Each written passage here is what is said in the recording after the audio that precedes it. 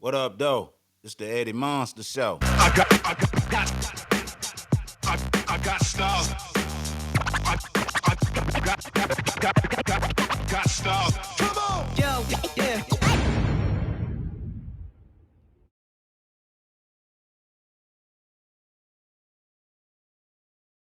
We got Damon Wilson from the 1972 hit TV sitcom Sanford and Son. Based on any of you especially in my generation, you'll remember the movie Sanford and Son, where Lamont played the role as the son of a junk dealer extraordinaire to comedian, one of the OG comedians, might I add, Red Fox.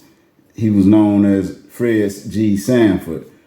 On the show Sanford and Son, Lamont played his son. Based out of Los Angeles, California, released in 1972, and to my knowledge, is still running on some networks like TV Land to this day. It was definitely a hit. I grew up on it. Everybody that I know Sanford and Son. And so Damon Wilson, definitely a OG in the Hollywood circles, seemed to done pretty good, man, on maneuvering around those circles. At least that's the way it seems. And he often speaks on it. And I've heard him say some things in the past, man, that was very interesting, man, and insightful. So here he did an interview on Comedy Hype News, speaking on Hollywood and, the Diddy situation and whatnot. Let's go. Wanted to get you back because there's been so much going on in terms of the industry. You know what's going on. There's been a lot going on since the last time we talked. All the podcasts are talking about this thing with this man. I don't know this man. I don't swim in that pond. But it's everywhere. It's everywhere. But what I see is somebody who's doing something that's been doing it for over 30 years. And all of a sudden now, this is what I know, okay? I only speak on what I know. I don't like that term gatekeepers. I like overseers. Overseers on the plantation had a certain amount of power that they could wield that the master, the owner of the plantation, gave them.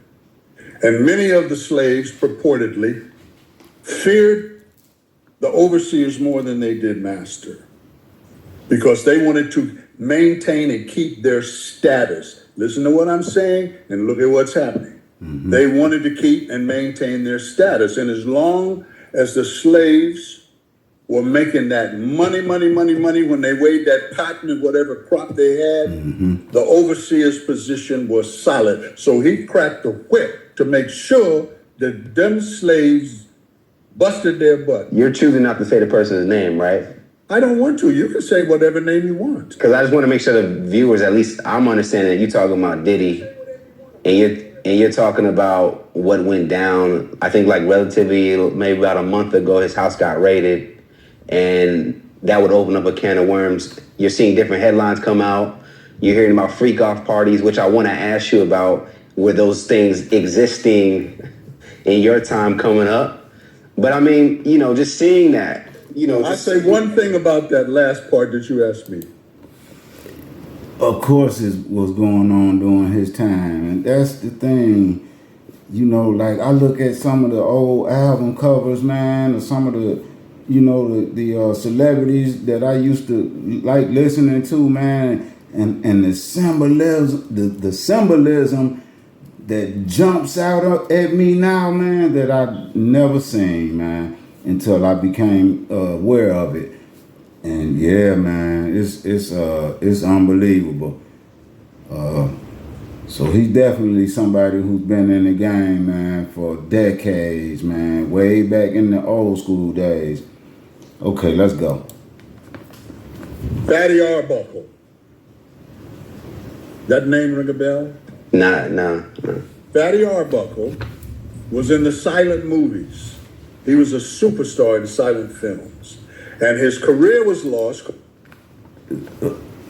Some of you might be old enough to remember when he's talking about, when he say the silent movies, it was before they had audio in the movies. And it was just kind of like acting out. They got a name for it. I can't remember it, but that's what he's speaking on. Now, these were black and white TV. This back in the black and white TV days. Okay, let's roll. Because he was at, look at you Googling because you're young. He was at a freak party, which has been going on since Hollywood existed. This is nothing new. It might be new to just your generation. This ain't nothing new. Right. The game doesn't change, John, only the players. That's right. And this generation doesn't understand that because they don't know what happened before. If you don't know your history, you're going to repeat the same dumb things in the future. Fatty Arbuckle was a superstar in silent films. He was at a freak party, which all the big studios used to throw. And he was accused of inserting a bottle in a woman. And it killed his career. His career became flat as 3-day-old beer. What I know about the overseers, I don't want to use that gatekeeper nonsense. That's a modern term. Man, career became flat as 3-day-old beer. Is that as long as they're producing, they're good. No matter what they do, no matter how vile it is, the gatekeepers will make it go away. Now, what I know, because I went to the top in my industry, as long as you are making money for the powers that be, you can do anything short of somebody watching you murder somebody. The moment you stop making the money for them, you have no intrinsic value. And I knew that, and that's what I used in the business of show. So I'm not talking about this young man. I don't know him. I don't swim in that pond. It's not necessary for me to bring all these people in, how he took advantage of. They wanted something. He wanted something. If you go to a shore in the Caribbean or even here, and you see a sign that says shark sightings, no recreational swimming. You see surfers out there. You see people swimming out there. They go in the water and come out, nothing might not happen. But then they go in that water and the shark will get them, and that's the end of that. That's so right. Those waters that these people are swimming in are shark infested. In the motion picture industry, in the television industry, and in the recording industry. Those waters are shark infested. You take a chance to go in there, you might come out unscathed, you might not come out. Yeah. Do you think so what they're talking about this young man is doing has been going on since silent film. Do your research, son. After you hang up, say, that old dude was right again. God dang. Because I'm from that era. I know the history of the industry. The thing that this young man is going through could be, they have a ritual, an embarrassment ritual, a shaming ritual. Mm-hmm. Right, but let me ask you this, because with that statement, you said this could be a shaming ritual. Does that mean the person's in on it as well as like, this is part of my initiation? Because I saw Diddy in Miami, and he was smiling as if everything was okay. I don't know if this young man, I saw him in a magazine, and I don't want to talk about him, but I saw him on a magazine wearing some pretty zesty clothes.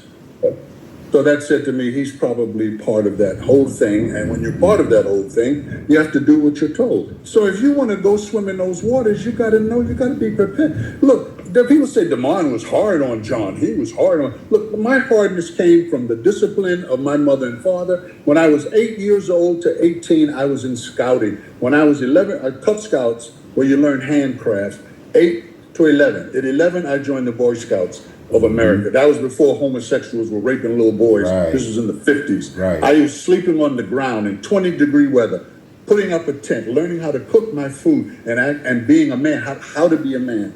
How to be a man, how to start a fire with a flint. And then I went into the military. So when I went to basic training, it was like summer camp for me. And then I was in the middle of a war. So I'm not a B male, I'm not a beta male. Well, there you heard it. You heard what the man said. DeMond Wilson, a.k.a. Lamont, off of Sanford and Son. Eddie Monster Show. I'm gone. I got stars. Got stars. Come on. Yo, yeah.